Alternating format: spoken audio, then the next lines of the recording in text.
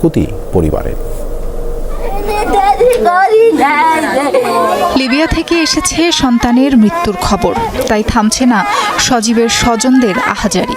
শিবচরের বাগমারা গ্রামের বাড়িতে শোকাবহ পরিবেশ। স্বজনদের দাবি, পার্শ্ববর্তী শিরখাড়া এলাকার দালাল বোরহান ব্যাপারীর মাধ্যমে 4 মাস আগে দেশ ছাড়ে সজীব। 15 লাখ টাকা চুক্তিতে ইতালি পাঠানোর কথা ছিল, তবে নেওয়া হয় লিবিয়ায়, তুলে দেওয়া হয় মানব পাচারকারীদের হাতে। এরপর সজীবকে ভিডিও কলে রেখে চালানো হয় নির্যাতন, দফায় দফায় চাওয়া হয় মুক্তিপণ। এভাবে 46 লাখ টাকা চক্রটি নিয়েছে বলে দাবি ভুক্তভোগী পরিবারের।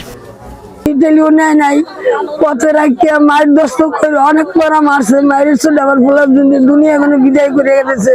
লিবিয়া নেওয়ার পর বেচতে গেছে, বেচার পর খুব মার জোর, খুব অত্যাচার করছে। টাকা পয়সা দিচ্ছি এ জায়গায়, টাকা পয়সা নিয়েছে অনেক। মানব পাচারকারীদের টানা নির্যাতনে অসুস্থ হয়ে পড়েন সজীব। গত বুধবার তাকে রাস্তায় ফেলে দেয়া হয়, সেদিনই হাসপাতালে মৃত্যু হয়। মরদেহ দেশে আনার দাবি পরিবারের। এই টাকা জমি তাদের যতটুকু সম্পত্তি ছিল সেই সব সম্পত্তিটুকু বিক্রি করে দিয়েছে। এই দেখেন তাদের অবস্থা, তারা অনেক অসহায় মানুষ। অসুস্থ হয়ে গেছে, পরে মাইরা ফেলাই থইছে, পরে দেশে একজনে নিয়ে তার রুমে রাখছে। আমাকে ভাই দরকার, আমাকে দালাল, আমাকে ভাই দরকার, আমাকে ভাইরে কাইনে দিতে হবে। ফোন দিয়ে ভিডিও করে দেখাই যে মারতে আছি, টাকা দিবি না মারবো তোর বাইরে। আমি প্রধান দালালের বিচার চাই। ভুক্তভোগী পরিবারটিকে মামলা করার পরামর্শ দিয়েছে পুলিশ। দালাল চক্রের বিষয়ে সবাইকে সচেতন থাকার আহ্বান জানানো হয়েছে।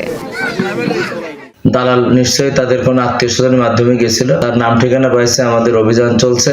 তবে এই বিষয়টা নিয়ে এখনো পর্যন্ত আমাদের থানায় কেউ অভিযোগ করে নাই। আমি আপনাদের মাধ্যমে তাদেরকে জানাতে চাচ্ছি, যারা এই কাজটা করছে তাদের বিরুদ্ধে যেন তাদের পরিবার আমাদের কাছে আসে এবং তার পরিবারের কাছ থেকে আমরা একটা নিয়মিত মামলা রুজু করব।